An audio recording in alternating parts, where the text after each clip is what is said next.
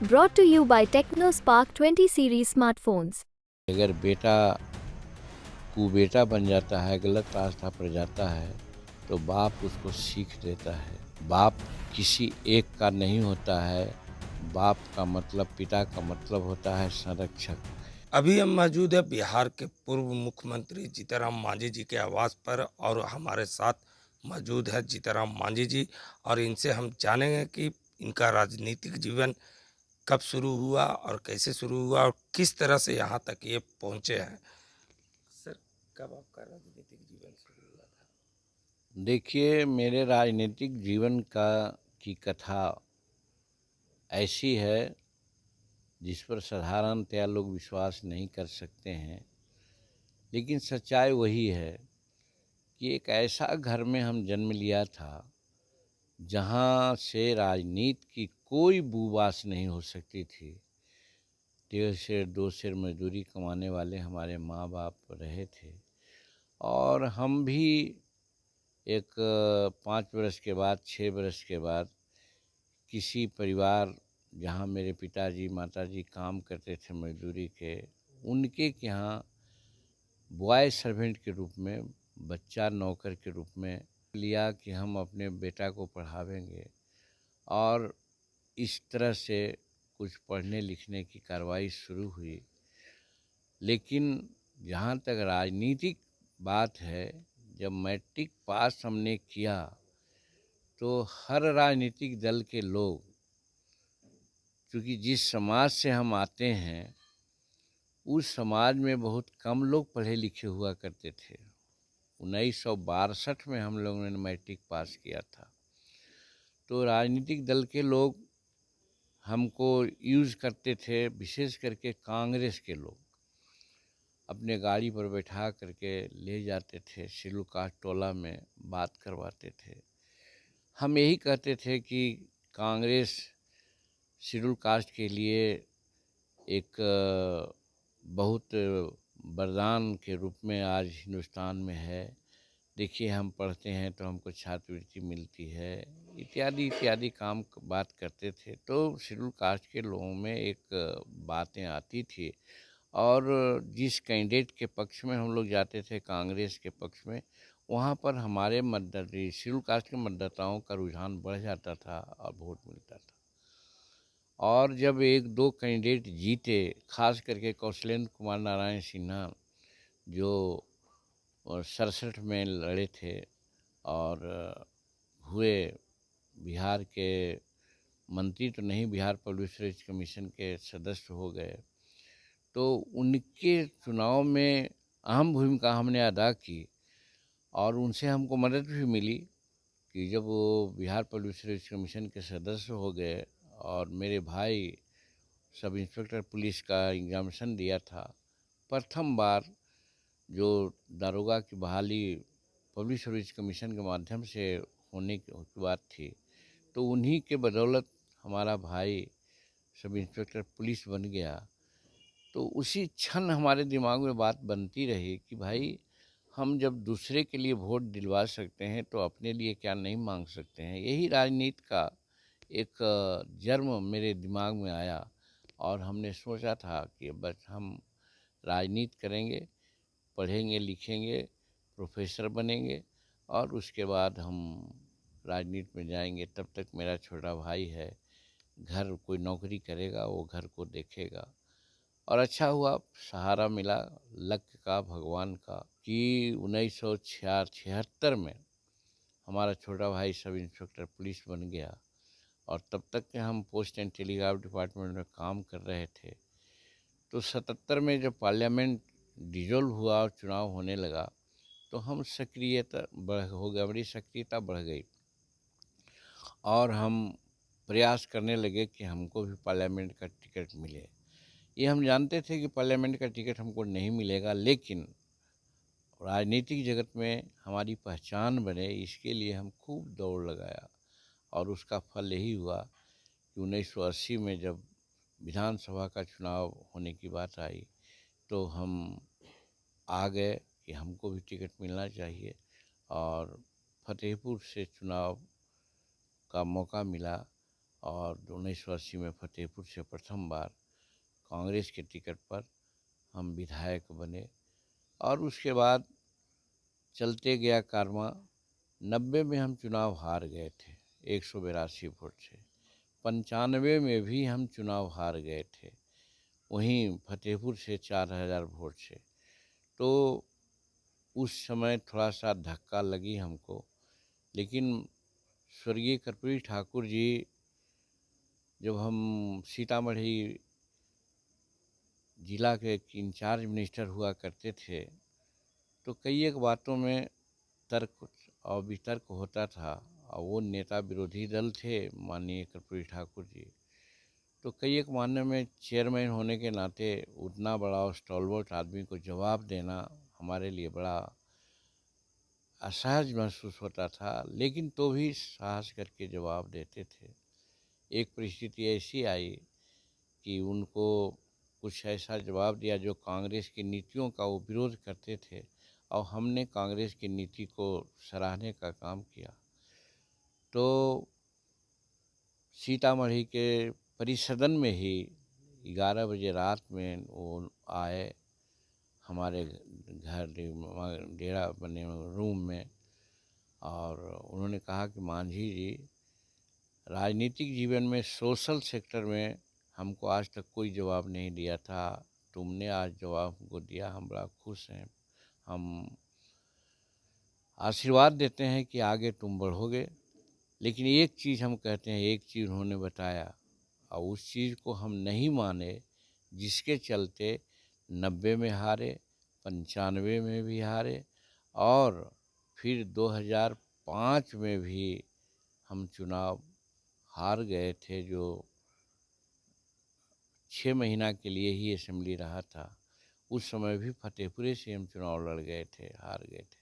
तो उनका जो मंत्र था कि मांझी जी, जो काम करने वाला है सोशल सेक्टर में, उसका बहुत सा दुश्मन हो जाता है।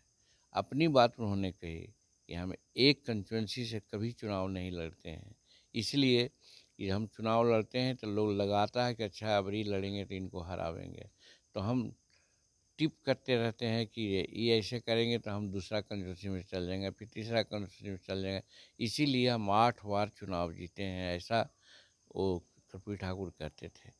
हमारे मन में जब तीसरी बार हार गए हम फतेहपुर से, तो हमको लगा कि एक महान आदमी के सीख को हम नहीं मान रहे हैं, इसके लिए वैसा हुआ। तो उसी साल हमको जो हार गए, और राजद के टिकट, जनता दल के टिकट से हमको बेटिकट कर दिया गया था। फिर तो नीतीश कुमार जी ने हमको बुलाया और कहा कि आप चुनाव लड़िए बाराचट्टी से, और यही कारण था कि फिर बाराचट्टी से चुनाव लड़े, जीते भी। और उस समय के बाद लगातार हम चुनाव जीतते आ रहे हैं आज तक। अभी विधानसभा इमामगंज से जीते हैं, बीच में राय उप मंत्री, राज मंत्री, मंत्री, और 2015 में 14 में आपने देखा कि मई महीना में हम बिहार के मुख्यमंत्री भी बने 9 महीना के लिए, और काम किया, उसका बड़ा असर हुआ। और उसके बाद आज विधायक हैं।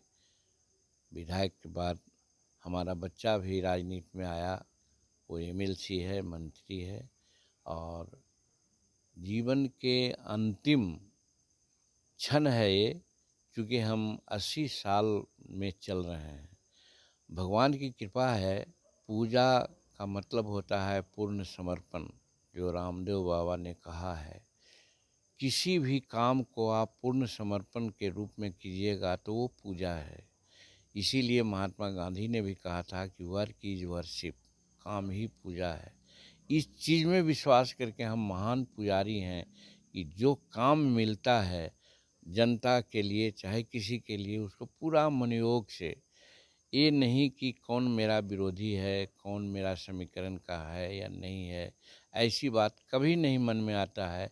सामने जो आ गया उसका काम हम उसी ढंग से करते रहे हैं जिस ढंग से अपने समर्थकों का काम करते हैं। और यही कारण है कि हमारे ऐसा निरीह आदमी बिहार विधानसभा का 8 बार चुनाव जीता, और आज भी हम हैं। तो उसी को हम पूजा मानते हैं और उसी को ये करते हैं। लेकिन कोई पूजा करता है उसका विरोध भी हम नहीं करते हैं। हम अपने मन में ये बात बोलते हैं कि उसकी अपनी आस्था है, अपना यह है करे, और कहीं जाने में भी हम परहेज नहीं करते हैं। आपने देखा कि हम वैष्णो देवी का भी दर्शन किया है, हम मथुरा में भगवान कृष्ण के भी जन्मस्थल में जाकर के पूजा किया है।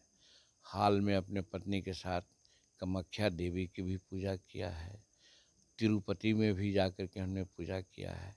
फिर अभी हाल में जगन्नाथ मंदिर जो पुरी में है वहाँ भी किया है। और अभी रिसेंटली रामलला की प्रतिष्ठा जो प्राण प्रतिष्ठा हुई, हम उस समय बुलाहट हुई थी, हम नहीं जा सके थे। हमको लगा हुआ था कि जब बुलाहट हुई है हम नहीं गए, ये बड़ा गलत किया है। तो हमारी पत्नी का एक संदेश मिला कि आप सब जगह चलबे करते हैं तो अयोध्या क्यों नहीं चलते हैं। तो हमने बना लिया और अयोध्या गए, बाबा विश्वनाथ जी के मंदिर बनारस में गए, और ये समझ करके कि सबका आशीर्वाद मिले। एक बड़ा काम हमारे ऊपर आ रहा है कि अगर हम गया का पार्लियामेंट जीत के जाते हैं तो गया के क्षेत्र के लिए बहुत काम करना बाकी है। आज हमने गिनाया है कि ये फल्गु नदी जो आज अंतः सलीला है, इसको सतत सलीला कैसे बनाया जा सकता है, इस श्राप से कैसे मुक्त किया जाता है, इसके लिए हमारे दिमाग में बात बनती है। ये जो दक्षिणी बिहार है वहाँ की नदियाँ बरसाती होती है, लेकिन इसके पहले पानी था, जैसे पैमार था या हमारा निरंजना नदी है, इसमें पानी प्रवाहित होते रहता था। लेकिन कालांतर में उसमें गाद भर जाने के बाद उसमें पानी नहीं है। हमारे दिमाग में ये बात बनती रही है कि अगर उसका गाद को हम ठीक कर देंगे, उड़ा देंगे, तो निश्चित रूप में उसमें पानी आ जाएगा। या नहीं तो फिर वैसे पानी वाला नदी जैसे सोन है, उससे पानी अगर हम इसमें गिरा देंगे और बीच में बीथों में बांध बांध देंगे, तो और नदी के दोनों किनारे हम सड़क बना देंगे, तो इसमें मेरीन ड्राइव चलेगा, करोड़ों करोड़ रुपया बिहार को मिलेगा। और जो दक्षिणी बिहार आज सुखाड़ से संतप्त है, दंश झेल रहा है, उसको सुखाड़ का दंश नहीं झेलना पड़ेगा। और जो अंडरग्राउंड वाटर है जो नीचे चला जा रहा है, जिससे बहुत जगह पानी पीने की भी दिक्कत होती है, इवन वन प्राणियों को भी दिक्कत हो जाती है। तो इसके लिए और सिंचाई की तो बातें नहीं करना है। तो ये चीज़ अगर हम कर देते हैं तो निश्चित है कि सिंचाई भी होगी, वन प्राणियों को पानी भी मिलेगा, आम जन को जो वाटर लेयर नीचे जाने से पानी दिक्कत होती है उनको भी मिलेगा। बिहार को बढ़िया से उसके बजट का में समर्थन देगा। ये सारी बातें हमारे दिमाग में है, और जब मौका मिला है पार्लियामेंट लड़ने का तो हमको लगता है कि भगवान प्रेरणा दिए हैं या भगवान कुछ हमसे काम कराना चाहते हैं।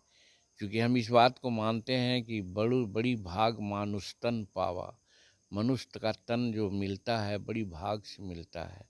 भले हमको लोग दूसरी बात कह रहे, लेकिन ये सारी बातें ऐसी है जो आस्तिकता से जुड़ी है, आस्था से जुड़ी है।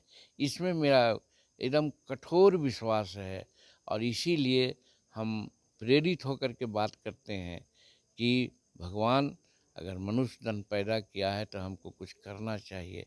और जब नहीं काम हो पाता कोई कारण से, जैसे जिसकी चर्चा हमने किया, और 80 बरस का उम्र चल रहा है, हम राजनीति से संन्यास ले लेना चाहते थे, लेकिन परिस्थितियाँ कुछ आई कि संन्यास नहीं लिया। लेकिन उसके पहले मन में दंश था कि गया के लिए हम ऐसा काम नहीं कर सके, ऐसे बहुत काम किया। अब सवाल है कि जैसे नदियों में देखा आपने कि मुफस्सिल थाना के नज़दीक में ऐसी पुल बना हुआ था, लेकिन इधर उधर से जुटा नहीं था। हम मुख्यमंत्री हुए तो वन विभाग से ज़मीन लेकर के जोड़ दिया। आज देखिए कि गया के लिए वरदान साबित हुआ है।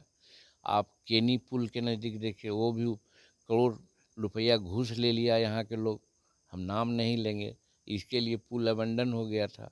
हम मुख्यमंत्री हुए तो पुल को देखिए बनवा दिया, चालू है। फिर बराबर में जो नालंदा जिला और असर से लाखों यात्री जाते थे बराबर भगवान शंकर की पूजा करने के लिए, और कई एक साल डूब करके नदी में मर जाते थे। हम संकल्प लिया था, भगवान से प्रार्थना किया था, हे भगवान हमको इस लायक आप बनाइए कि हम ये जो हो रहा है गड़बड़ी उसको ठीक करेंगे। भगवान शंकर ने मेरी बात सुन ली, हम मुख्यमंत्री हो गए, और देखिए सुल्तानपुर में पुल बना दिया, आज बराबर को में रोपवे बनवा दिया, बना देने का बात किया है।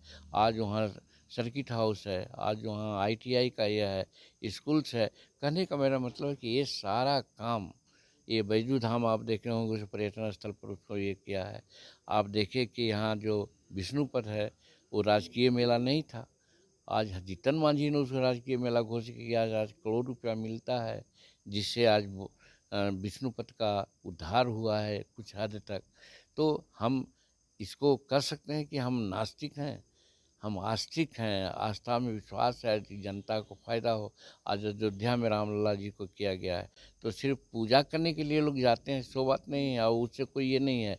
वहाँ ऐसा है कि आर्थिक क्रियाएं इतनी होगी, पर्यटन इतना होगा कि संसार में अयोध्या का नाम आज हो गया है। इसके लिए नरेंद्र मोदी जी मने धन्यवाद के पात्र हैं। उसी प्रकार से हम गया के बारे में कहते हैं कि हमारा विष्णु धाम है। क्या विष्णु धाम को हम लोग समुन्नत नहीं कर सकते हैं, जिससे कि हमको कल्याण हो?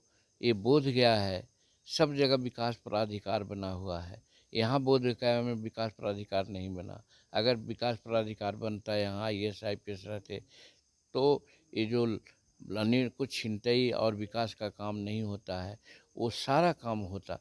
ये सारे मन में बातें थी।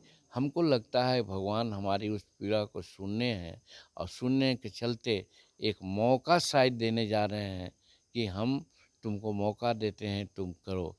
हम यही प्रार्थना करते हैं, अपने लिए कुछ नहीं, भगवान सब कुछ दिया हमको, हर तरह से हम ठीक हैं और किसी चीज़ की कमी नहीं है। हाँ, ये बात है कि जहाँ जन्मता है आदमी, जिस जगह पर जन्मता है उसके प्रति उसकी कुछ भावना रहती है। तो ये मेरी भावना थी।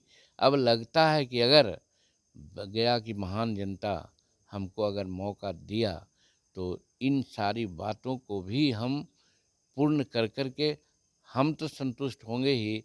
गया में जहाँ जन्म लिया है उसका मेरे ऊपर कुछ कर्ज है, उस कर्ज को भी हम चुका देंगे। ये सारी बातें हैं, और इसी के लिए आज चुनाव भी लड़ रहे हैं। तो संक्षेप में मेरी क्रेडेंशियल यही है। जहाँ एजुकेशन की बात है तो कहा कि 1962 में मैट्रिक पास किया, 63-64 में IE पास किया, 66 में ग्रेजुएशन किया, और 67 में MA कर रहे थे। मेरे पिताजी मजदूर थे, कभी नहीं कहते थे कि तुम हमको कमा के दो। लेकिन 67 में अकाल पड़ा था। अकाल के समय मेरे पिताजी कहें कि बाबू अब तो मजदूरी भी नहीं मिलती है। तो हमारी लाचारी हो गई कि परिवार को हम पालें।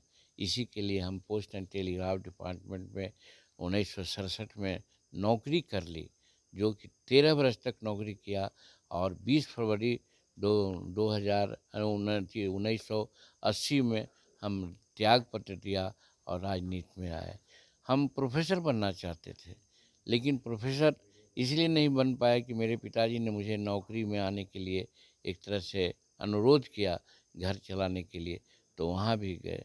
और जहाँ तक सोशल सेक्टर की बात है, तो आप 44 साल के राजनीति में हमारे पास कुछ नहीं है। न हमको कोई बस है मेरे नाम पर, न हमारा कोई ट्रक है, न कोई गैस एजेंसी है, न कोई पेट्रोल एजेंसी है, न कोई और इंडस्ट्री है। हमारा छोटा भाई इंस्पेक्टर, जिसको हमने बनाया था 77 के आसपास में, 76 में, वो चाहे बेचारा जहाँ से करे, गया में मकान के लिए ज़मीन लिया, और मकाने था उसको परचेज करके आज बना लिया है। वो महकार में मकान मेरा बना है। 5 एकड़ ज़मीन भी हम लोगों ने खरीदी है। सब मेरा छोटा भाई का ये है। और वो मेरा छोटा भाई था, लेकिन वो गार्जियन था। राजनीति में जब हम सोचा कि हम चलेंगे, तो सब लोग कहता था कि तुम पागल हो गए हो, तुम राजनीति इतना साधारण चीज़ है कि तुम आगे बढ़ोगे। लेकिन मेरा छोटा भाई ही कहता था कि भैया आप आगे बढ़िए, हम आपके साथ हैं। और रामायण की एक पंक्ति बोलता था कि नाथ साथ धनु हाथ हमारे, यानी आप हमारे साथ हैं और हम में धनुष रूपी ताकत है। हम सबको देखेंगे। आप राजनीति में जाइए। हम राजनीति में आए और आज यहाँ तक है। संक्षेप में मेरी यही कहानी है। सर, आपके जो प्रतिद्वंदी हैं आरजेडी के जो प्रत्याशी हैं गया लोकसभा क्षेत्र से, उनका कहना है कि बाप बेटे की लड़ाई है और बाप बेटे की लड़ाई में हमेशा बेटा का ही जीत होता है। इस पर क्या कहना? इसी भावना में वो जीते रहें। उनकी भावना का मैं कदर करता हूँ। लेकिन कहने का मतलब है कि अगर बेटा कुबेटा बन जाता है, गलत रास्ता पर जाता है, तो बाप उसको सीख देता है।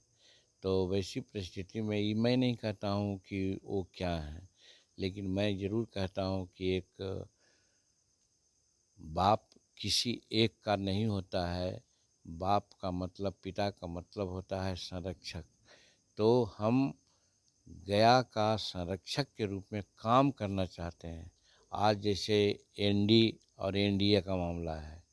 आज एनडी में है कि प्रधानमंत्री हम बनेंगे, 5-7 आदमी उससे कैंडिडेट हैं। और एनडीए में है कि प्रधानमंत्री नरेंद्र मोदी जी हिंदुस्तान आगे कैसे बढ़े, हमारा विज्ञान कैसे बढ़े, तो वो पिता का काम कर रहे हैं भारत के लिए। तो मेरा कहने का मतलब, हम गया ऐसे पवित्र जगह, सांस्कृतिक जगह के लिए गार्जियन के रूप में हम चांस लेना चाहते हैं, ताकि हम सबको मुखिया मुख सो चाहिए, खान पान में एक, पालत पोषत सकल जग, तुलसी सहित विवेक, उसी रूप में हम काम करना चाहते हैं। इसलिए बेटा और बाप का उनका कहना है सलामत रहें। लेकिन ये ज़रूर हम कहना चाहते हैं, बाप यानी गार्जियन, गार्जियन होता है। और बेटा जो गलत रास्ता पर जाता है तो बाप उसको सुधारता है, और सुधारने के लिए जनता का सहयोग, आम लोगों का सहयोग करता है। तो इस चीज़ में भी हम कहते हैं कि वो ठीक हैं। गलत रास्ते पर चलने वाले में से लोग बतलाते हैं, हमारे साथ ऐसी कोई बात नहीं हुई है, लेकिन लोग कहते हैं। और अनेक तरह के लोगों को, जनता को भरमा करके काम विशेष कुछ करते नहीं हैं, सिर्फ बात बोलते हैं। तो उसका एक उदाहरण हम देना चाहते हैं।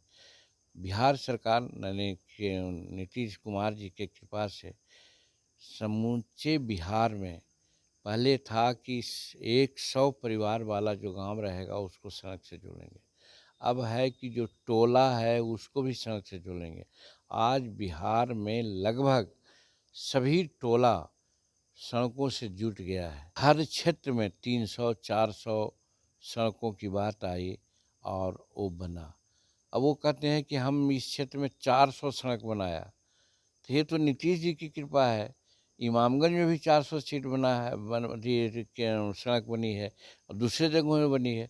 लेकिन बिहार सरकार की बात, नीतीश कुमार का जो काम है उसको अपने ऊपर लेकर के जनता के सामने करना, गलत बयानी करना, हम बनाए हैं, तो यही उनका कार्य पद्धति। तो ऐसे बेटा को तो ज़रूर सीख देना चाहिए।